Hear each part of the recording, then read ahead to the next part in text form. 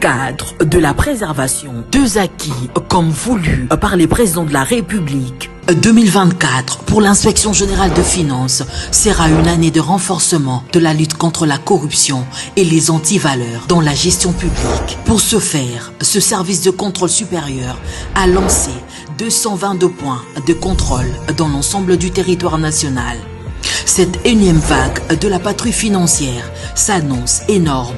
Les entités à surveiller sont la DGI, la DGRAD, la DGDA, avec les provinces de Kinshasa, de la Tchopo, du Nord Kivu, du Congo central, du Haut-Katanga et du Lualaba. Aussi dans le lot du contrôle, 12 ministères sont concernés, 44 établissements et entreprises publiques, 7 provinces et 12 entités territoriales décentralisées et enfin la chaîne de la dépense publique. Les contrôles a priori, dit la patrouille financière, restent le mode par excellence du contrôle des finances publiques en RDC. Si vous êtes à l'étranger, bienvenue à tous. Nous sommes à Kinshasa. Nous sommes heureux de vous recevoir et de partager avec vous les informations concernant la République démocratique du Congo avec des analystes qui passent sur notre plateau. Aujourd'hui, nous recevons pour la toute première fois dans le cadre de ce magazine avec Floride, Siméon Issako, qui est journaliste, mais également analyste politique. Avec lui, nous allons revenir sur les principaux sujets à la une de l'actualité en République démocratique du Congo. Siméon, bienvenue et merci d'avoir accepté mon invitation. Merci Floride, c'est un plaisir de partager le plateau pour la toute première fois. Une première. Avec Floride, c'est un plaisir. Oui. J'espère que nous allons passer un très bon moment de télé. Très bien. Alors, Monsieur Siméon Issako, qu'est-ce que vous devenez après votre passage à Télé 50? C'est là qu'on vous a connu, c'est là que je vous ai connu particulièrement. Ben, je suis là, je suis journaliste, je continue avec mon métier. Un freelance. Mais j'ai plus excellé dans les analyses, Oui. parce qu'à Télé 50, j'étais simplement journaliste. J'étais spécialisé dans la collecte, traitement et diffusion des informations. Avec les temps, après Télé 50, on est maintenant dans les analyses, on est chroniqueur. Et donc, c'est notre... À titre privé, vous travaillez pour un organe de presse. J'y vais. Et donc, c'est un autre aspect des choses qui s'ajoute dans les parcours. Au-delà de ça, je suis aussi directeur général des médias en ligne, reporter.cd. Et donc, après Télé 50, on avait estimé qu'il était plus qu'il temps de créer notre propre boîte. Et la boîte est là, elle existe depuis 2020. Et voilà. Et après tout ce que vous avez connu, tout ce que les journalistes qui sont sortis ont connu, vous avez gardé des très bons rapports avec monsieur Jean, votre ancien patron, Jean-Marie Kassamba? Pourquoi pas? Nous avons je ne peux pas dire des très bons rapports, mais nous avons des bons rapports. Parce que il arrive qu'on s'appelle, qu'on échange, il arrive qu'on se rencontre, qu'on échange aussi. C'était une personne, une bonne personne. C'était un bon formateur. C'est une école, Jean-Marie, il faut le reconnaître. C'est quelqu'un qui a, en tout cas, révolutionné la télévision en République démocratique du Congo. Ne pas l'admettre, je peux me permettre de dire que c'est un péché, parce que c'est quelque chose qui est visible et remarquable.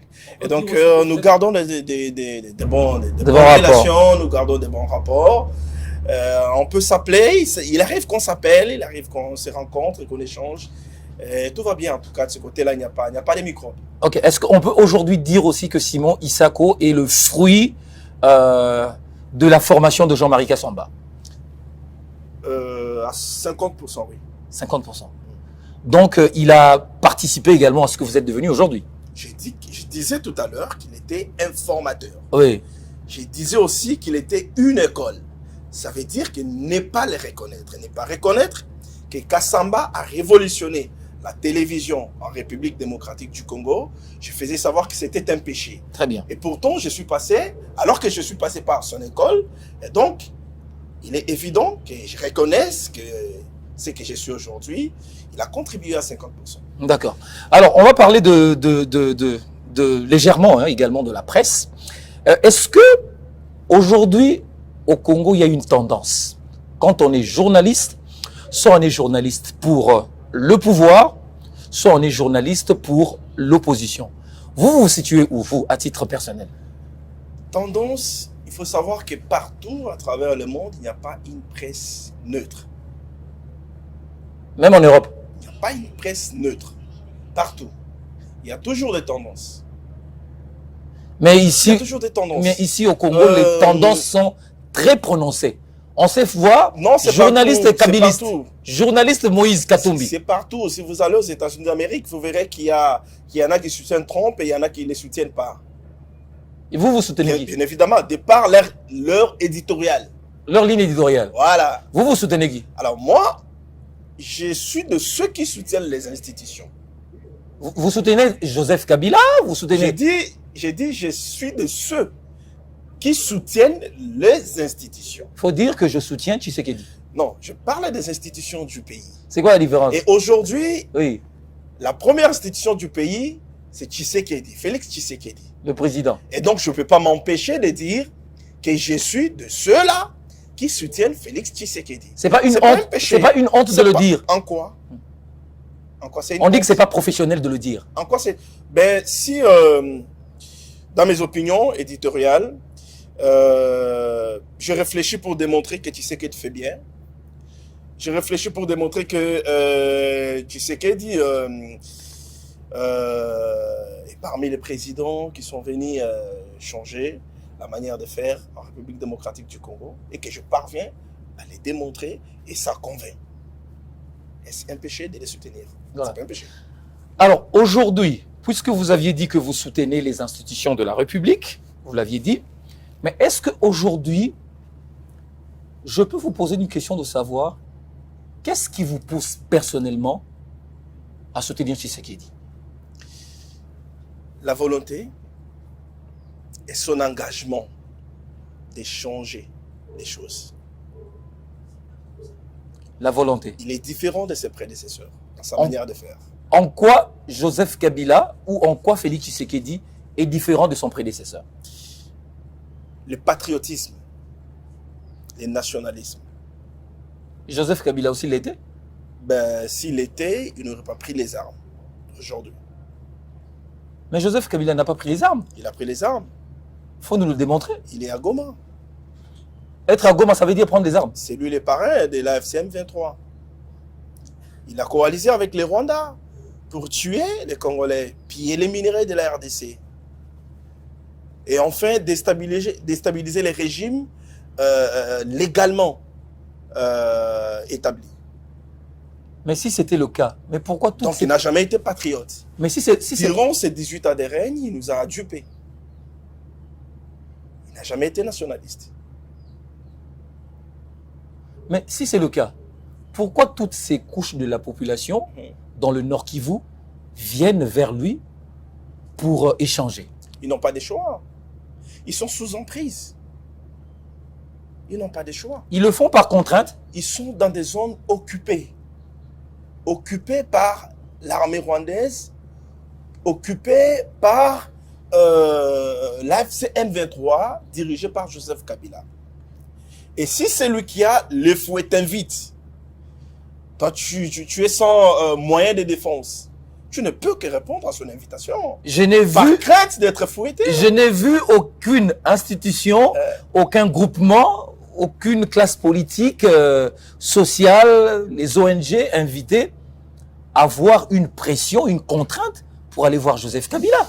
Nous avons vu des vidéos circuler dans des réseaux sociaux dans lesquelles nous voyons combien de compatriotes qui sont à l'Est se sont maltraités, ne serait-ce que parce qu'ils ne sont pas allés répondre à l'appel de Salongo.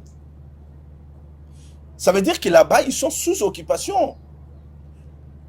Là-bas, quand vous ne répondez pas à l'appel, vous êtes fouetté. Mais on a vu une vidéo d'un Congolais qui était en train d'être assassiné alors qu'il s'excusait, mais ces excuses-là ne suffisaient pas. C'était une vidéo de l'exécution sommaire. Ça veut dire que si tu ne réponds pas à l'appel, il y a une peine qui t'attend, une sanction qui t'attend. Ils n'ont pas de choix que de se soumettre. C'est ce qui se passe avec Kabila à l'Est. Et donc, durant ces 18 ans de règne, comme je le disais, il nous a montré une face de quelqu'un qui aimait le pays, mais en réalité, il n'avait jamais aimé. Il était au pouvoir pour s'enrichir. Heureusement pour lui, il s'est enrichi.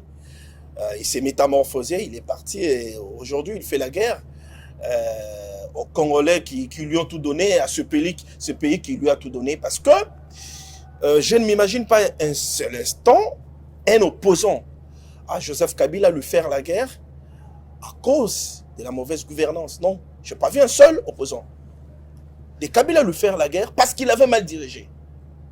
Vous vous souvenez que pendant son règne, il y avait beaucoup de manifestations.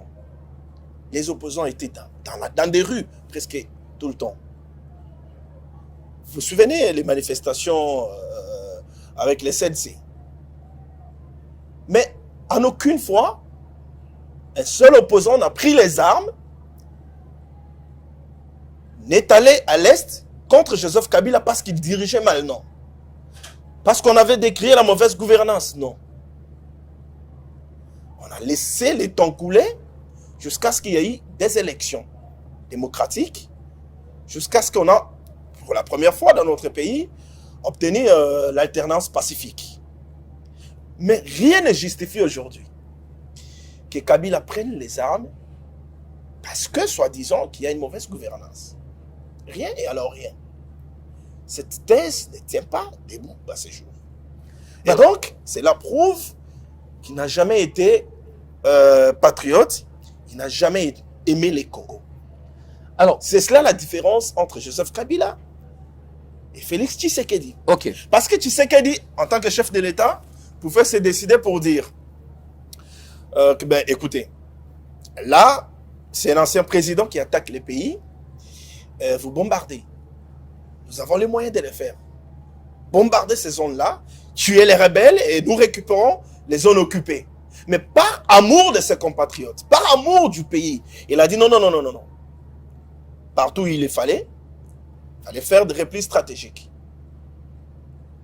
Mais ces replis stratégiques, simplement parce qu'il fallait protéger des populations civiles qui étaient non armées.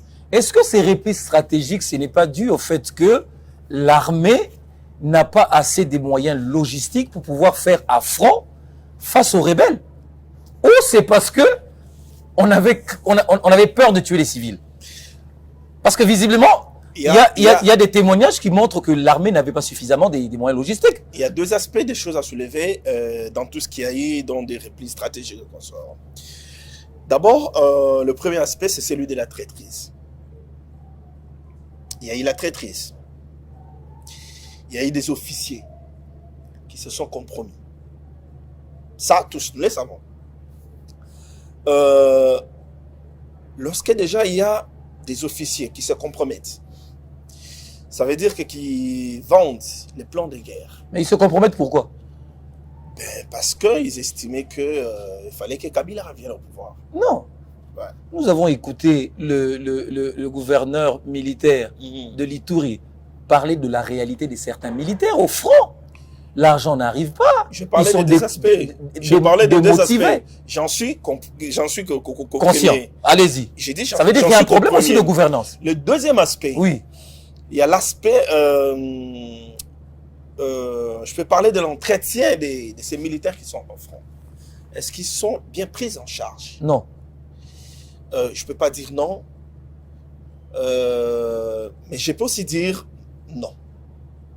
Pourquoi je ne peux pas dire non? Parce que le gouvernement central donnait des moyens qu'il fallait. Arrivé à un certain niveau, ceux qui amenaient ces moyens détournés, c'est à cette étape-là que ça a bloqué. Et ceux qui étaient au front n'avaient pas les moyens conséquents. À qui incombe la faute? Je ne peux pas dire au gouvernement central, parce que le gouvernement central a fait son devoir, a fait ce qu'il fallait faire. À qui incombe la faute? A fait ce qu'il fallait faire. Mais je peux aussi dire non, pourquoi? Parce que lorsque vous avez les rapports, parce que On a toujours dit qu'il n'y a pas mieux informé que le président de la République. Il avait les rapports, surtout pendant cette période que le pays a traversé. Il avait les rapports de tous les sécurocrates du pays. Je n'aimerais pas condamner le président, mais j'aimerais peut-être dire qu'il a été très mal conseillé. Parce que quand vous avez tous les rapports qui vous renseignent que tout ce que vous envoyez au front n'arrive pas, il fallait prendre de bonnes décisions au moment qu'il fallait. D'où un problème de leadership. Pas un problème de Mais leadership. c'est gouvernance alors. Pas un problème de leadership. Mais c'est quoi? Pas un problème de gouvernance. C'est quoi? Mais simplement, je peux dire que le président, à de certaines circonstances, il est attentiste. Il est attentiste. Il observe. Il attend voir comment les choses évoluent. Pendant ce temps, il y a la guerre. Pendant ces temps, l'ennemi est en train d'avancer. Et c'est ce qui nous a conduit à tout ce qu'on a eu à vivre. Donc la faute, c'est à lui. Je ne pas dire que la faute, c'est à lui. Mais vous avez peur. Non, je n'ai pas peur. Allez-y. Je n'ai pas peur. Oui. Le président n'est pas spécialiste dans la guerre. Ce n'est pas un militaire. C'est un civil. Mais c'est lui le commandant suprême des forces armées. Il s'est fait entourer des militaires, des sécurocrates qui lui prodiguent des conseils. En ce moment, nous devons faire ça, ça, ça. Mais quand ça marche, nous devons éviter de faire quand ça marche, c'est le président. Quand ça ne marche pas, ce n'est pas le président. C'est pas logique. Je ne suis pas dans ces débats-là. Mais c'est pas logique. Je ne suis pas dans ces débats-là. Allez-y. Alors, il n'a pas eu de bons conseils. Oui. Au moment qu'il fallait, les choses n'ont pas bien tourné. Aujourd'hui, la guerre est gérée d'une autre manière. Ça veut dire que nous sommes sur le plan de la diplomatie.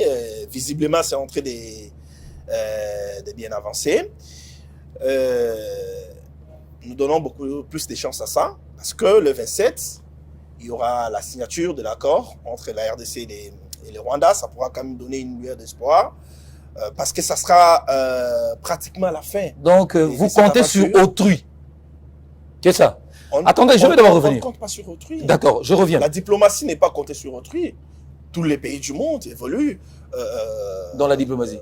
Grâce à la diplomatie. Les États-Unis, l'Iran, Israël, Palestine et consorts, c'est la diplomatie. Sans la diplomatie, rien n'évolue. Chaque fois qu'il y a un problème, généralement quand je reçois les gens, quand il y a un problème, le président était mal conseillé. Le président était mal conseillé. Ça veut dire que le président est mal entouré. Le président a des mauvais conseillers. C'est ce que ça veut dire. C'est ce que ça veut dire. En quelque sorte, c'est ce que ça veut dire. Pas tous, mais au regard de ce qui s'est fait. Pas tous, mais la majorité. Au regard de ce qui s'est fait. Oui. Il a des mauvais conseillers. Pas tous. Il a quelques mauvais conseillers. Alors, voilà. Si le président a des mauvais conseillers, mais la conséquence devait être quoi? Changer son entourage, oui. Mais je pense qu'il est très difficile pour un chef de l'État de se choisir aussi à 100%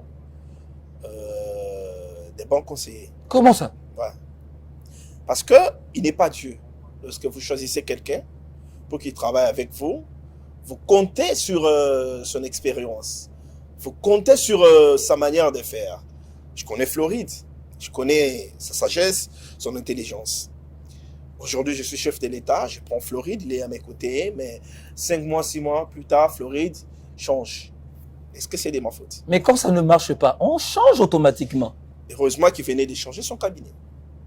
Et là, on est en train de voir comment ceux qui ont été nommés tout récemment vont travailler. Simon Issakou, pour vous, dans votre conscience, devant votre conscience, Joseph Kabila, est-ce qu'il est un compatriote congolais ou c'est un sujet étranger?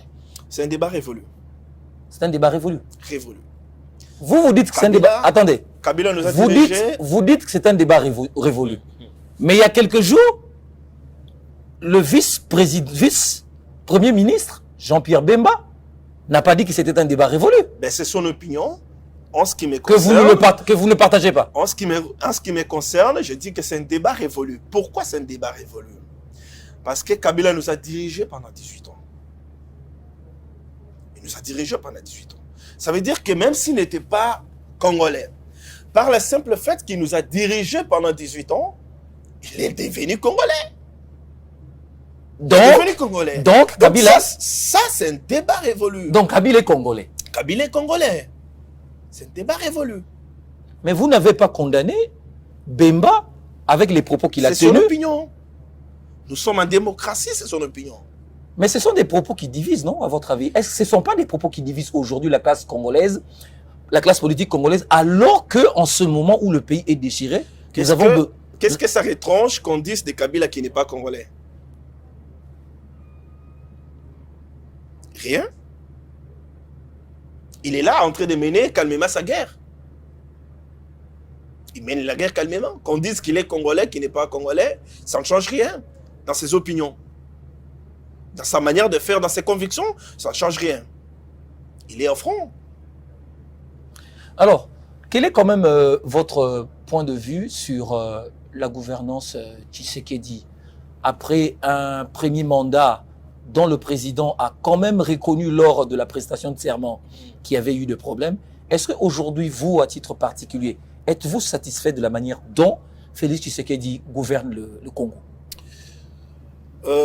À moitié, oui. À moitié, hein? À moitié, je suis satisfait. Pas totalement, parce que... Vous êtes satisfait de quoi, personnellement? Parce que il y a des choses qui doivent être faites, qui ne sont pas encore faites. Je suis satisfait parce que Félix Tshisekedi a réussi à remettre la RDC sur la scène internationale. Les concerts des nations. Elle n'y était plus. Nous sommes là présents. Elle n'y était, à votre avis, non. Donc, à l'époque de Kabila. À l'époque de Kabila, on parlait du Congo sans les Congos. C'est quoi la nuance? Aujourd'hui, on parle du Congo avec les Congos. Aujourd'hui, nous sommes membres non permanents du Conseil de sécurité. C'est pas une première fois. Hein? On m'a dit que c'était pas une première fois. L'histoire nous renseigne que c'est pas une première fois. Ça remonte d'il y a combien d'années? Ça remonte d'il y a combien d'années? Aujourd'hui, nous sommes dans plusieurs organisations internationales. Avec Tshisekedi, nous avons dirigé l'Union africaine.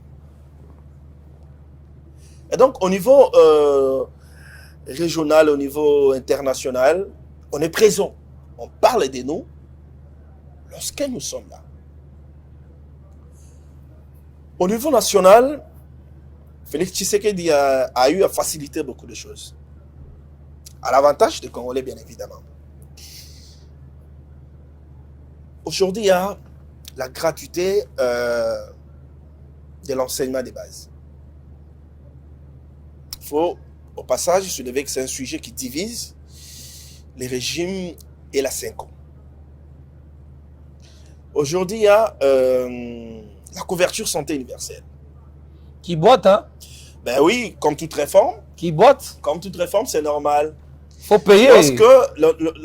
Lorsque nous parlons des réformes... J'ai appris toujours... à l'hôpital Mongala là-bas, donc on a coupé. Hein? À Moncolé. Moncolé, quelque chose comme ça. Ça a été déjà payé, la facture a été déjà payée.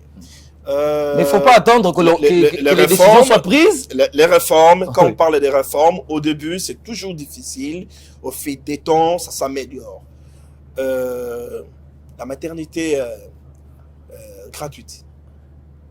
Et tout ce qui va avec. Il y a eu réduction des billets d'avion. Ah! C'est ça que vous appelez... On est habitué aujourd'hui. On est habitué. Ça aussi, vous mettez ça dans l'actif. C'est dans l'actif. Il y a les passeports qu'on achetait à 200 ou 300 $. Au début du mandat de Félix Tshisekedi, c'était ramené à 99 $. Aujourd'hui, c'est pratiquement 70 $, bientôt. Dans un grand pays comme le Congo, on vous pose la question, le bilan du président. Vous citez... Je suis en train d'énumérer. Ah, d'accord. Je suis en train d'énumérer. Allez-y. Je suis en train d'énumérer. Pour nous de la presse, on parle de la loi Mouillaya. La charité bien ordonnée commence par soi-même. Pour quelles conséquences? C'est une loi qui nous amène vers la dépénalisation des délits de presse. C'est l'antichambre, pratiquement. Ce sont des avancées. Sous Félix Tshisekedi. Il y a cet ambitieux programme de PDL 145 territoires et développement par la base. J'ai fait beaucoup de territoires pendant la période électorale. J'ai vu le changement. Combien des bureaux administratifs étaient construits, combien des écoles étaient construites dans beaucoup de territoires, combien des structures sanitaires étaient érigées. Ça veut dire que le développement est en train de débuter par la base. Vous avez dit à 50% satisfait. Ouais. Qu'est-ce qui nous... Donc il y a beaucoup de choses. Il y a beaucoup. Mais qu'est-ce qui ne vous a pas satisfait maintenant? Ce qui ne m'a pas satisfait, c'est cette lutte contre la corruption qui, à mon avis, n'est pas encore en train de produire des fruits, des résultats. La corruption. La lutte contre la corruption n'est pas encore en train de produire les résultats attendus, bien évidemment. Et là, le président a échoué. Là, il est en train d'échouer. C'est vrai, sous Kabila, c'était la loi de l'Omerta. Sous Tshisekedi, on a quand même réussi à en parler. On dénonce, mais ça ne suffit pas. On auditionne, on juge, on te met en prison. Et puis, tu es acquitté, tu es blanchi. Un échec. Un échec du gouvernement. Un échec du bilan du président, c'est ça. C'est pas un échec parce que il a encore 3 ans pratiquement. Alors, à part ça. Donc, il peut se rattraper. À part ça. À part la lutte contre la corruption, qui n'est pas en train pratiquement de réussir, il y a aussi l'impunité. L'impunité. L'impunité. Il y a l'impunité. Il y a l'entourage du chef qui ne se contrôle pas. C'est toujours l'entourage du président. Bien évidemment. Donc ça veut dire que le chef de l'État... Ce qui fait la force... Le chef de l'État ne sait pas choisir ses collaborateurs. Ce qui fait la force d'un chef, c'est son protocole. Autrement dit, ce qui fait la force d'un chef, c'est son entourage. Ça veut dire que s'il a un entourage fort, il devient aussi fort. S'il a un entourage faible, et bien évidemment, il devient faible. Mais il y a aujourd'hui des livres, des bouquins, des ouvrages qui parlent... il y a un pasteur que j'ai reçu récemment sur mon plateau d'émission, le pasteur Makangou, qui a parlé de choix de collaborateurs pour réussir son mandat, pour un leader, pour un manager, un très bon choix et facteur de réussite. Ça veut dire que le contraire, c'est l'échec. Si le président de la République continue avec des mauvais choix, ça veut dire que le président va échouer avec son mandat. Je disais tout à l'heure qu'il est difficile pour un président de la République. Je me mets à sa place en tout cas. Tu as 1000 personnes et tu dois choisir 10. Parce qu'ils doivent t'entourer. Vous voyez les contextes dans lesquels il opère les choix.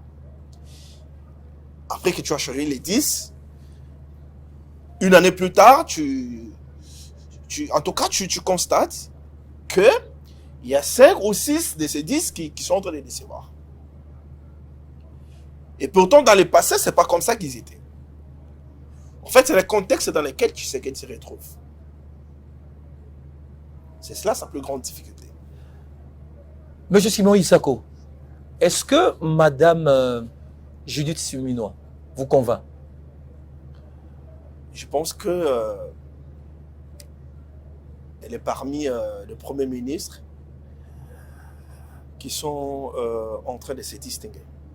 Distinguer? Madame Suminwa, en quoi faisant? J'assume ce que j'ai dit. Oui.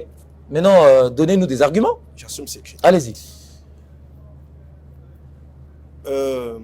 Vous allez décevoir les gens qui vous suivent. Hein? Je ne vais pas décevoir. Allez-y. Maintenant, il faut donner des arguments. Elle se distingue en quoi? Ouais. Pourquoi j'ai dit qu'elle est en train de se distinguer? Aujourd'hui, il y a la stabilité des taux d'échange. Il y a la réduction des prix des biens de première nécessité. Ah bon? Ouais, sur les marchés. Lesquels? Sur les marchés. C'est votre femme qui vous dit ça?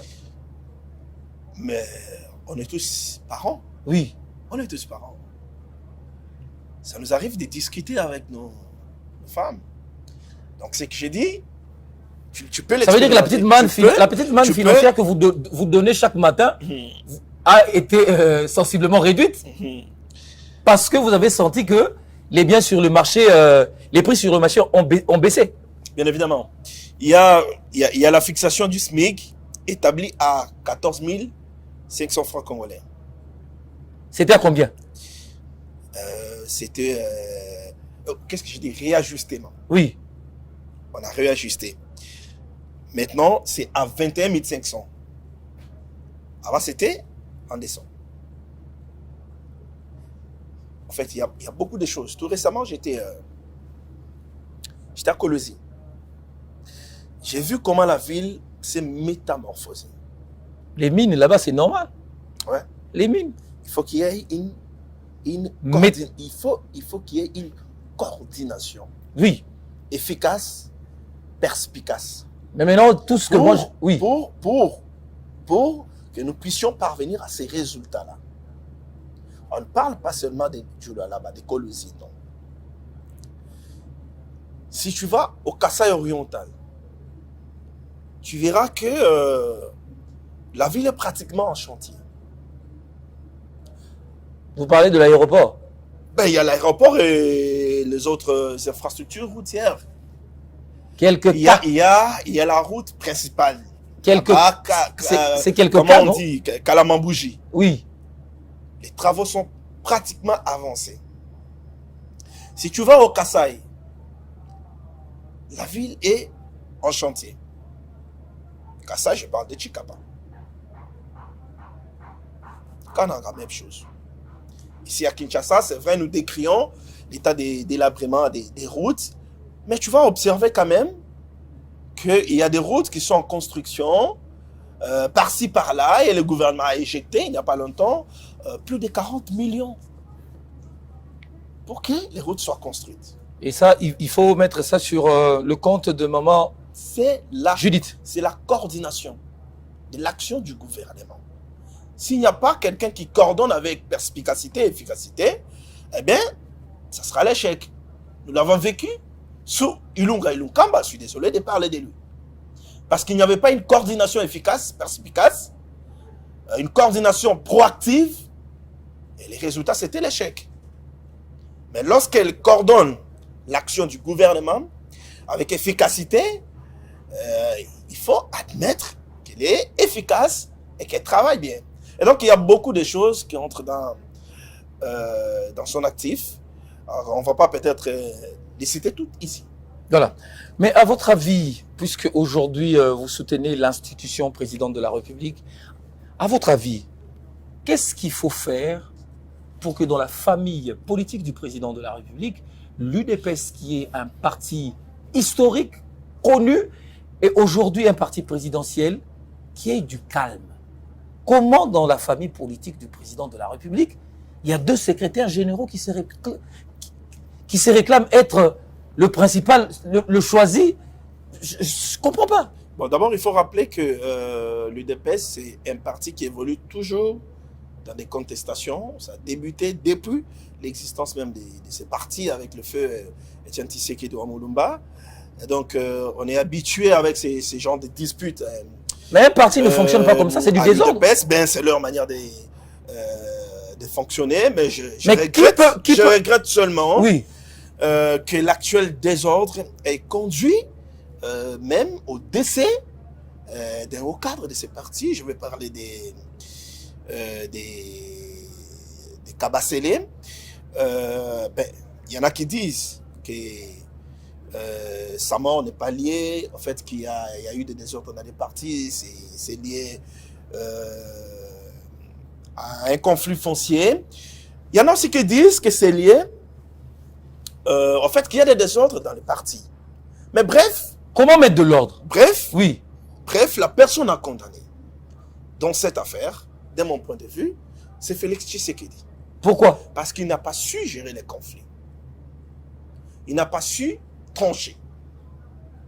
Il y a un seul secrétaire général reconnu par l'État C'est lequel? reconnu au ministère de l'Intérieur. C'est lequel? C'est Augustin Kabouya. Derobi Zumbu, je sais qu'il est secrétaire général adjoint ou secrétaire national, quelque chose comme ça. Je ne maîtrise pas trop bien son poste à l'UDPS. Il est secrétaire général. Il est secrétaire général adjoint.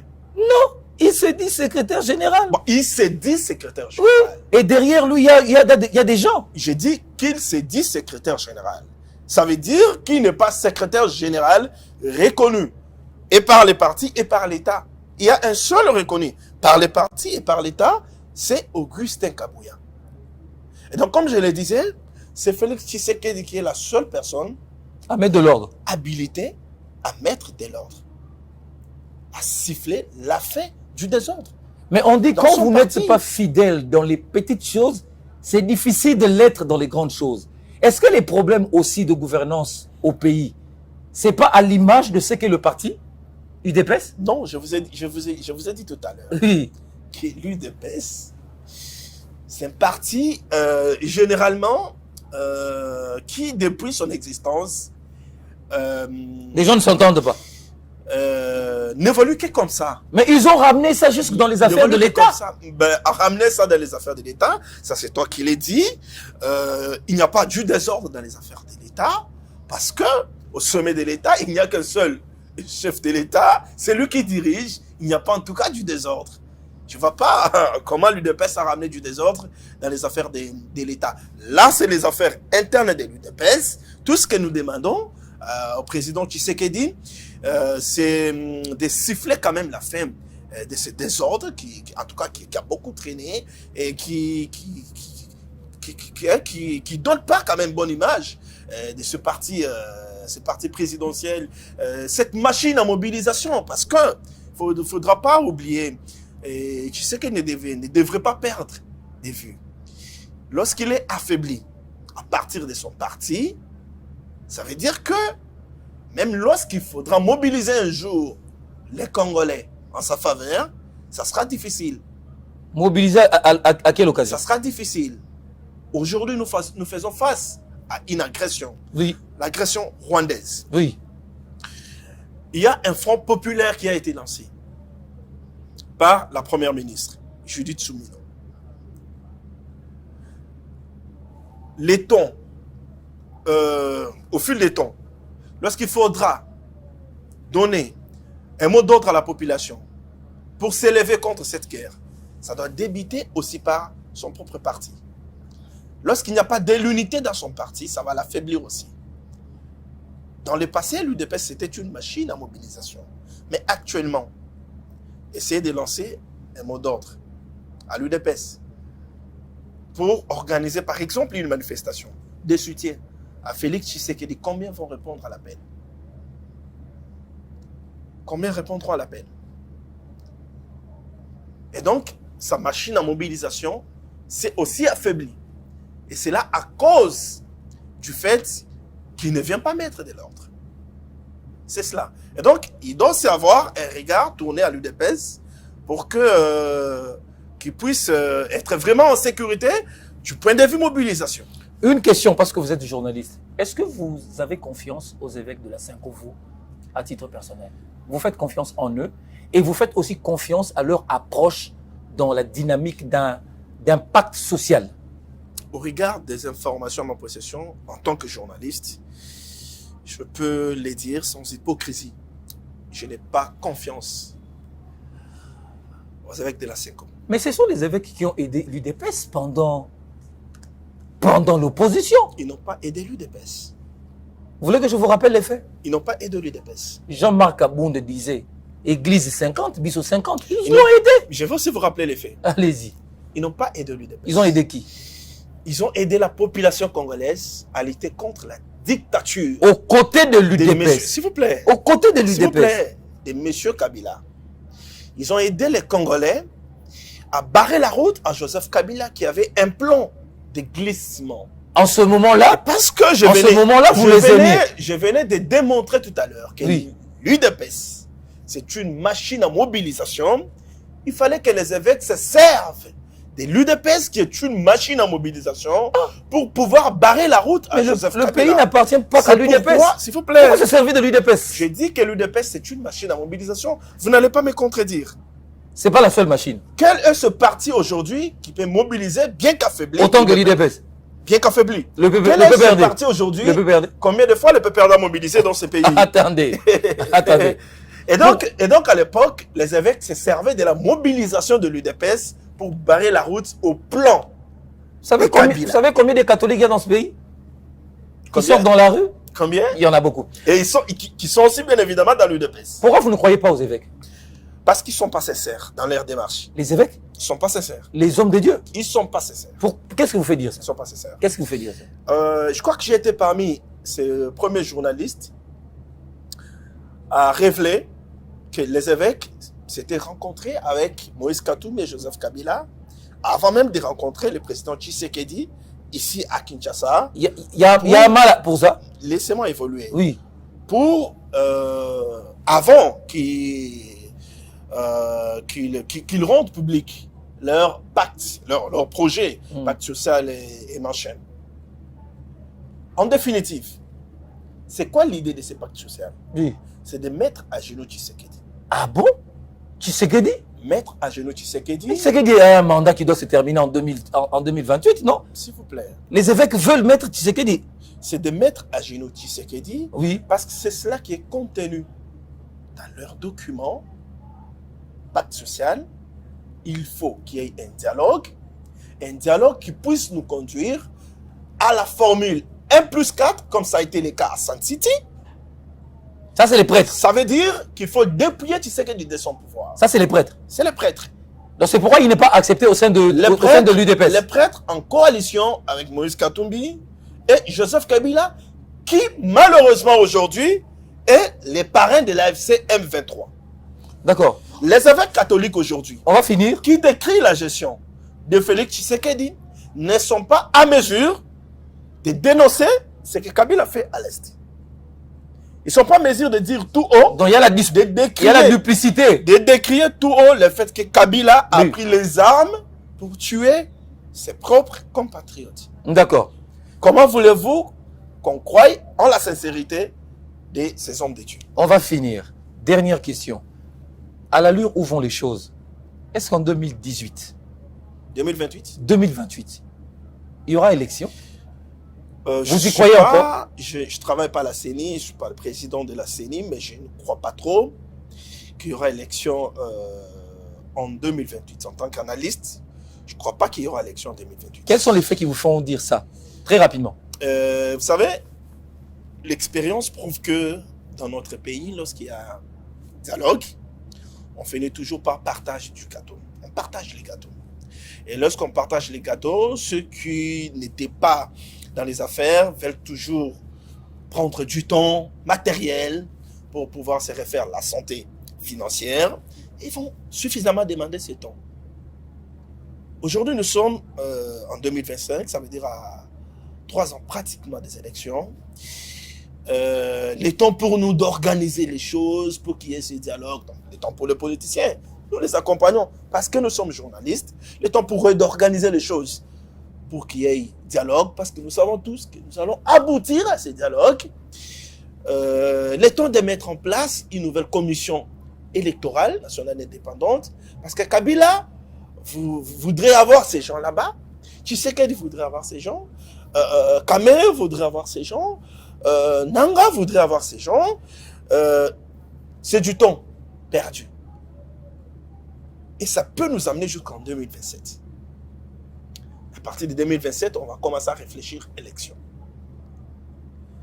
Il faudra mettre en place la CENI, sortir un calendrier, ça sera au-delà de 2028. Et donc, ça nous amène à dire et à croire qu'en 2028, il n'y aura pas d'élection. D'accord. On m'a dit qu'il n'y a plus de temps, mais vous me permettez de poser cette dernière question en tout cas. Je dois absolument la poser. Quand vous regardez le président Kamere aux côtés du président de la République, président de l'Assemblée nationale, vous y voyez un collaborateur sincère qui accompagne le président, ou vous y voyez la duplicité ou l'hypocrisie? Je pose cette question parce que ces derniers temps sur les réseaux sociaux, je vois des attaques contre le président de l'Assemblée nationale. Mais je veux aussi avoir votre point de vue en tant que journaliste. Caméré a sa manière de faire la politique. Il est là depuis très longtemps sur la scène politique. Il sait comment il fait ses choses. En tout cas, pour ne pas disparaître. Parce que ça fait très longtemps, il ne disparaît pas. Il est là. Et donc, il sait comment il joue sa carte. Mais il y a quand même des questions à se poser. Ben, c'est vrai, nombreux diront que même s'ils citent Kabila, même s'ils dénoncent Kabila, même s'ils dénoncent Nanga, ils dénoncent Kagame, qu'est-ce que ça va changer? Mais ce sont des symboliques. Répondez à ma question. Ce sont des symboliques. Répondez. Je suis en train de vous répondre. Oui. C'est très symbolique. Depuis le début de cette guerre, je ne me souviens pas, en tout cas combien de fois, je ne me souviens pas une seule fois ou deux fois que Caméré a dénoncé ou décrié le fait que Kabila a pris les armes contre son pays. En tout cas, je n'ai pas entendu Caméré dénoncer Kabila. Non. Je n'ai pas entendu Caméré dénoncer Corneille Nangaa, moins encore Paul Kagame. Il est là, il multiplie beaucoup de discours. Il laisse Tshisekedi seul au front. Alors à ceux qui nous suivent de comprendre s'il est sincère ou pas. Ok. Merci. Et donc, avec Kamer, il y a beaucoup de choses à dire. Parce que, au moment où nous parlons, déjà il faut rappeler qu'aujourd'hui, c'est l'anniversaire de son parti. Mais quand tu essaies de parler avec beaucoup de cadres et hauts cadres de son parti, nombreux te disent que Kamer a changé. Changer, c'est-à-dire? Il a changé. Il ne vit désormais que pour ses propres intérêts. Il y a même un qui me disait que c'est depuis 2022 que Kamer a réuni les cadres de son parti la dernière fois. Date de 2022, qui réunissait les cadres de son parti pour parler UNC. Donc depuis maintenant 3 ans, Kamer ne parle plus UNC. Il ne vit que pour lui-même. D'accord. Il ne vit que pour ses intérêts. On a fini. Donc ça veut dire que ce qu'il fait dans son parti, c'est l'image de ce qu'il fait pour le pays. Il n'agit que pour survivre. Même après Tshisekedi. Kamer regarde après Tshisekedi. Qu'est-ce qu'il sera après Tshisekedi? Parce que bien évidemment, il sait qu'après 2028, Tshisekedi va partir. Voilà. Merci Siméon Issako, merci d'être venu. Même si nous n'avons pas assez de temps, nous avons dépassé les 40 minutes. Nous avons fait le point avec vous sur quelques questions phares de l'actualité. Je rappelle que vous êtes journaliste et analyste politique. Merci d'avoir été le nôtre sur ce plateau. C'est bon. Merci à vous également d'avoir suivi cette émission. Portez-vous bien, à très bientôt et avec le même plaisir. Dans le cadre de la préservation deux acquis comme voulu par les présidents de la République, 2024 pour l'inspection générale de finances sera une année de renforcement de la lutte contre la corruption et les antivaleurs dans la gestion publique. Pour ce faire, ce service de contrôle supérieur a lancé 222 points de contrôle dans l'ensemble du territoire national. Cette énième vague de la patrouille financière s'annonce énorme. Les entités à surveiller sont la DGI, la DGRAD, la DGDA, avec les provinces de Kinshasa, de la Tchopo, du Nord Kivu, du Congo central, du Haut-Katanga et du Lualaba. Aussi dans le lot du contrôle, 12 ministères sont concernés, 44 établissements et entreprises publiques, 7 provinces et 12 entités territoriales décentralisées et enfin la chaîne de la dépense publique. Les contrôles a priori, dit la patrouille financière, restent le mode par excellence du contrôle des finances publiques en RDC.